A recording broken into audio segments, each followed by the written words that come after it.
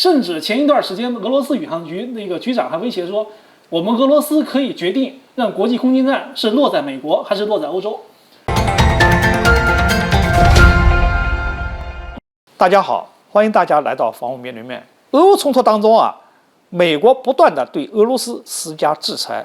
据有关资料统计，从2014年至今，美国对俄罗斯的制裁达到了13000多项。当然了，俄罗斯也对美国进行制裁，包括前几天俄罗斯也说了要对美国政府官员以及英国的政府官员进行制裁。但是呢，大家看到实际上呢，俄罗斯对美国以及欧洲其他国家的制裁手段呢不多，但是也不是说没有能打疼美欧的地方。最近俄罗斯就宣布了要对美国的航天系统搭载俄罗斯飞船飞往空间站，以及在空间站运行这些方面呢，对美国进行制裁。这一招究竟狠不狠呢？能不能打疼美国呢？就这个话题呢，我们今天请羽田先生做一个分析。首先我们说美国这个航天系统呢，本身是很强大的因为我们知道很多航天方面的壮举都是美国方面做出来的。但是呢，美国方面有一个毛病，那就是美国的东西实在太贵了很多东西呢，美国自己都用不起了。于是呢，现在是什么情况呢？就是国际空间站上，这个补给主要是靠俄罗斯的火箭和俄罗斯的飞船来进行补给。当然了，美国现在也有备份，就是那个 SpaceX 公司他们发射的龙飞船，那么也可以对空间站进行补给，有一个自己的备份。但是它的成本呢，现在跟俄罗斯相比呢，还是可能有点高。在这种情况下，俄乌战争爆发之后，美国就是各种制裁俄罗斯嘛。当然了，最严重的制裁呢，还是说，那个把俄罗斯的银行踢出 SWIFT 的系统，这个让俄罗斯的国际贸易呢就产生了很大的影响。那当然了，战斗民族嘛，当然要战到底了。而且呢，这次普京身边明显是有一个经济高人的，指点的几招是非常有效的。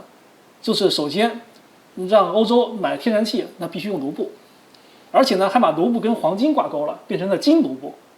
现在它的那个卢布价值就回来了。这一招呢，就打欧洲就是措手不及。然后再说回这个宇航设备因为现在那个俄罗斯的这个系统呢，确实是成本比较低的，然后那个国际空间站呢都是比较依赖俄罗斯的这个运输。现在的俄罗斯呢要求美国用俄罗斯的这个火箭运送宇航员或运送补给的时候必须用卢布，这样子美国就很难受了。我刚说要禁止，然后现在我不得不付卢布，这不自己打自己嘴吗？还有3个人还在上面呢对，你让不让他回来对，花不花这个卢布对，美国现在没有那运人的飞船了。那个虽然有这技术，但是在现造的话，天上几个宇航员等不及现在就这个情况。而且最重要的是什么呢？国际空间站上几个舱，其他几个舱都是美国造的但是俄罗斯的舱是俄罗斯自己造的，而国际空间站上主要的动力系统都是由俄罗斯舱提供的。如果现在那个美国宇航局要跟俄罗斯宇航局之间一刀两断的话，那国际空间站上如果俄罗斯舱脱离了国际空间站，那国际空间站就完全没动力了，那它只能一点点往下掉，最后就坠毁了。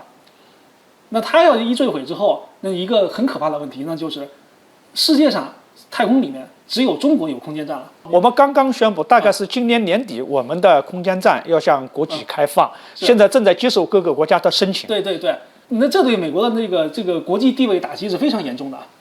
以前美国是作为人类的灯塔，是吧？引领人类走向太空时代。